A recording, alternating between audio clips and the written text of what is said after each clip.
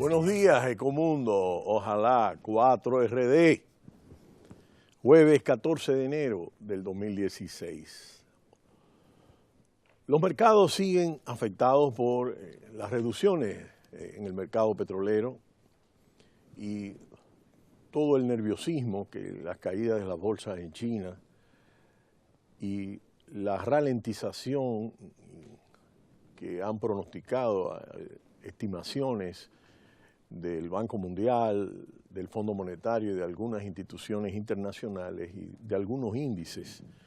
lo cual, por supuesto, con la reducción drástica del petróleo y la apreciación del dólar, como hemos comentado en Ecomundo, pues crea una serie de incertidumbres, sobre todo con el bajo crecimiento en la Unión Europea, la desaceleración de China, el bajo crecimiento prácticamente próximo a cero en Japón,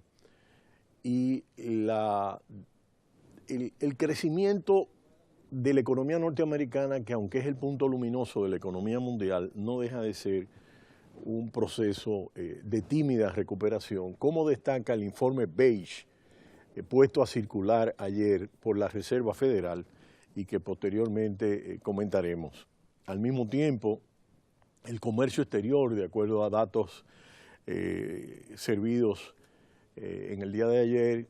pues presenta por primera vez una reducción, una caída desde la crisis financiera, lo cual, sumado a los indicadores de producción manufacturera y de servicios y a la caída de los índices de precios y del índice de precios a los productores, es decir, el IPP y el índice de precios a los productores, pues expresa esto. Y como en el caso de Estados Unidos, pues la meta de inflación al 2% no ha podido ser cumplida y en el caso de la eurozona está bordeando un nivel mínimo. En el caso de Japón, que tiene una larga experiencia en esta dirección de tradición, donde la inflación ha sido muy baja y lento crecimiento, aunque con un nivel y una calidad de vida mucho más alta, y en el caso de China, donde también ha habido, como hemos explicado, una caída de los precios. Wall Street cerró ayer con fuertes pérdidas. El Dow Jones se redujo un 2,21%, el Standard & Poor's un 2,50% y el índice compuesto de Nasdaq 3,41%. Los tres indicadores bajaron por debajo de sus barreras psicológicas, que ya tienen varios días ahí, pero al mismo tiempo reducciones de nuevo importantes. En el caso del petróleo de Texas, este subió 4 centavos hasta 30,48 y el Brent se redujo 1,78% hasta 30,31 dólares. En el día del pasado martes se celebró un simposio en París en homenaje al gobernador saliente del Banco Central de Francia, Christian Noyer. Y lo interesante es cómo en este encuentro se presentaron una serie de discusiones y de exposiciones y de comentarios de numerosos gobernadores de bancos centrales de los países desarrollados que reivindicaron como herramientas esenciales para afrontar el laberinto macroeconómico global desconocido hasta ahora, caracterizado por un escenario de baja inflación y tipos de interés próximos o iguales a cero. El sistema financiero se enfrenta a nuevos riesgos que al arrancar el siglo solo eran meras discusiones entre académicos, puesto que las llamadas políticas monetarias no convencionales, como el incremento de la base monetaria, comprando deuda pública, se han convertido en la única normalidad en Estados Unidos, Reino Unido, la zona euro o Japón. Y este es un aspecto importante, característico de esta fase que estamos comentando y que hemos comentado en Ecomundo y hemos descrito. El nuevo gobernador del Banco de Francia, François Villeroy de Galham, introdujo el término no inflación para describir esa realidad a medio de camino entre la inflación y la deflación. La baja rentabilidad del dinero con tipos incluso negativos como Dinamarca, entre otros que hemos presentado aquí, genera un exceso de liquidez que lleva a los inversores a buscar refugios que puedan crear nuevas burbujas financieras tal y como algunos analistas presentan y comentan. Para algunos de ellos, como Jean Tirole, que es un premio Nobel de Economía, aunque sostiene que aunque no sabemos mucho de las burbujas, sabemos que los tipos de interés bajos conducen a ellas. Y hubo consenso en que la solución no pasa por elevar el objetivo de los bancos centrales de mantener la inflación cercana al 2%, de forma que la respuesta adecuada dependerá de las políticas no solo monetarias o fiscales, sino también estructurales y macroeconómicas. Y comenta, no va a ser fácil lidiar con los tipos de interés cero, pero incluso los pequeños cambios pueden marcar una gran diferencia, comentó el vicepresidente de la Reserva Federal, Stanley Fischer, en este foro de discusiones de gobernadores de Banco Central.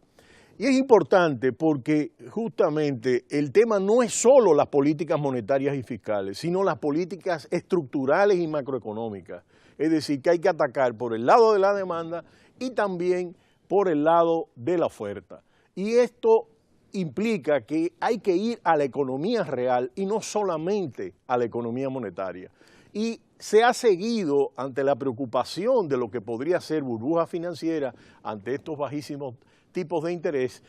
siguiendo a ver cómo se pueden presentar estos detalles. Aquí en algunas economías ha habido algunos indicios, pero no han llegado a burbujas financieras. Vamos arriba, volvemos en breve, Ecomundo, ojalá 4RD.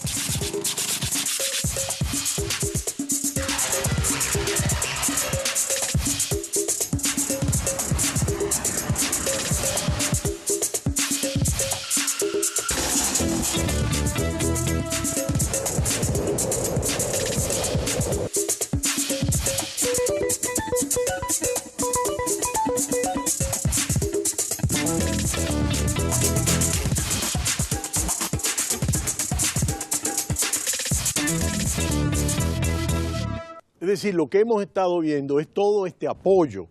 con las políticas monetarias para tratar de que la economía pudiera mantenerse a flote con tasas de interés próximas a cero. Sin embargo, el crecimiento económico todavía se ha mantenido en niveles bajos. Para Cristina Lagarde, la directora del Fondo Monetario Internacional, más allá de las economías industrializadas, el futuro de la economía global estará cada vez más condicionado por la actividad de las economías emergentes, que representan ya el 85% de la población del mundo y el 80% del crecimiento desde la crisis financiera global. Y el más potente de los nuevos actores será China, y es China, porque China representa la mitad de ese crecimiento luego de la crisis financiera que permitió que la economía global no tuviese un desempeño pues más mediocre, más ralentizado. Donde la transformación que favorezca un crecimiento lento pero sostenido en el gigante asiático sería beneficioso para todos. Todos los analistas, todos los especialistas, los grandes economistas, las autoridades están estudiando con detalle el curso de la economía china y las implicaciones que eso tiene en la posibilidad del curso que va a seguir los diferentes escenarios de la economía global. Al mismo tiempo, Lagarde destacó que la convergencia entre las economías desarrolladas y aquellas en desarrollo podría triplicar el tamaño de la economía global en los próximos 25 a 30 años y abonó por un sistema económico que preserve la estabilidad en las economías emergentes y evite los sobresaltos que perjudican a todo el mundo. Por supuesto, comenta, estos sobresaltos serán cada vez más habituales, pues el crecimiento sostenido con poca volatilidad se ha convertido en una rareza y en el futuro es posible que las políticas de estabilidad monetaria y financiera tengan que hacer frente con regularidad a conmociones repentinas y discontinuas. Es decir, lo que se prevé es un crecimiento muy inestable, muy volátil, y donde la intervención de los bancos centrales va a ser muy importante en torno a estas políticas, pero no va a ser suficiente. Por eso la necesidad no solo de políticas por el lado de la demanda, sino por el lado de la oferta, reformas estructurales. Una de las voces más autorizadas para analizar este escenario de tipos cercanos a cero y poca inflación es el gobernador del Banco Central de Japón, Haruhiko Kuroda, ya que Japón vive este proceso desde 1999 y entiende que la política seguida tanto por la eurozona, Europa, Japón y lo que se ha hecho en Estados Unidos o en China con una serie de medidas de estímulo, tendrán éxito de acuerdo a su criterio y abrirá un nuevo capítulo para la economía. Pero evidentemente que el uso de estas políticas no convencionales pues tiene también sus límites, sobre todo porque cuando nosotros vemos este curso de estas políticas tenemos que tomar en cuenta cuáles son los vaivenes que se desarrollan en el curso de la economía real. Para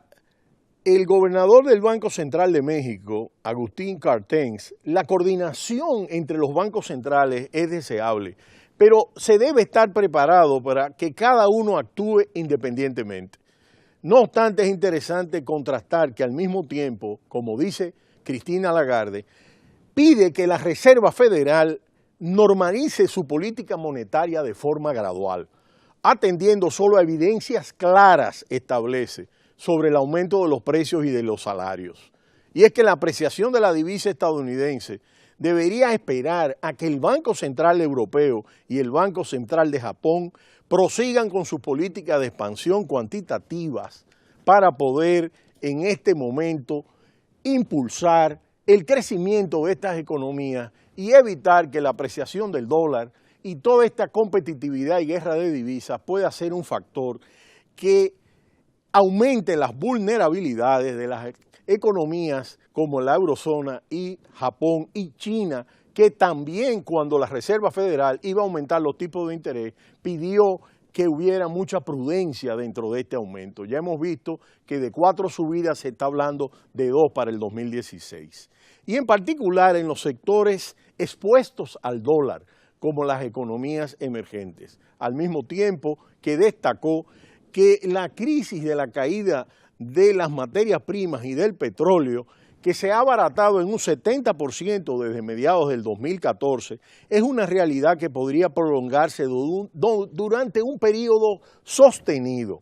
Y este es un aspecto que muchos economistas están analizando y que hemos visto en cuanto a los ciclos de largo crecimiento. En el caso de la economía norteamericana, ya tiene un ciclo largo de 7 años y este es uno de los ciclos más largos que ha tenido y se han medido en la economía norteamericana después de la Segunda Guerra Mundial. Y esto hay que preverlo en términos del comportamiento que va a seguir la economía en 2016. Los economistas sostienen que la deflación puede beneficiar, argumentan que la caída de los precios permite que las familias puedan incrementar sus ingresos reales y su bienestar, ya que con los mismos ingresos nominales pueden consumir más. Siempre se ha señalado que la inflación es el impuesto a los pobres, ya que son los trabajadores menos cualificados los que ganan menos y tienen mayores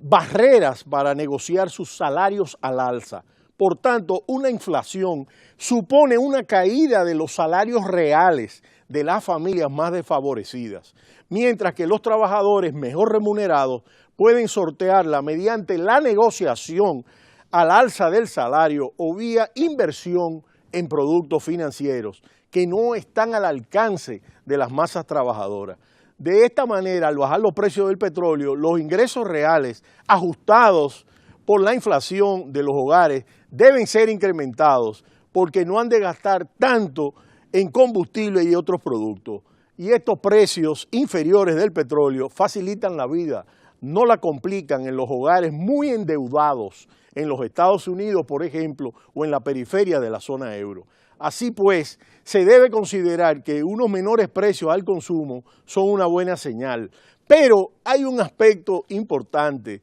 y es que la caída de los precios también puede ser una amenaza para la economía. Por eso debe haber un crecimiento moderado de la inflación, porque sin crecimiento en los precios, ese consumo tampoco crecerá, porque la carga de la deuda real se va a incrementar y la política monetaria dejará de funcionar de forma eficiente. Porque la caída de los precios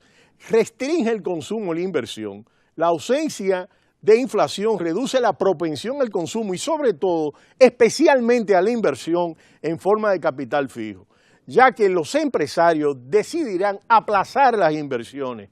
y reducir la posibilidad de incrementar su capacidad productiva si consideran que los bienes de capital no van a ser más caros en un futuro próximo. Es decir, que es como el doble filo de una tijera. Y este es el punto donde las políticas de demanda y las políticas de oferta tienen que estar equilibradas. Y es uno de los peligros que en este momento afronta la economía global y es el tema de la deflación, que por un lado beneficia a los hogares que pagan deudas, que consumen más y favorece a la economía, y por otro lado, si llega a un límite, pues eso desincentiva la inversión y por lo tanto afecta el consumo, afecta los salarios, hay mayor desempleo y eso es un equilibrio inestable que al final tiene un efecto negativo sobre el crecimiento económico, con lo cual lo que se acomoda es que la meta de inflación sea una meta razonable que pueda girar en torno al 2, al 2.5%. Pero será hasta mañana cuando volveremos en Ecomundo, ojalá 4RD. Cita cultural, no le cambie.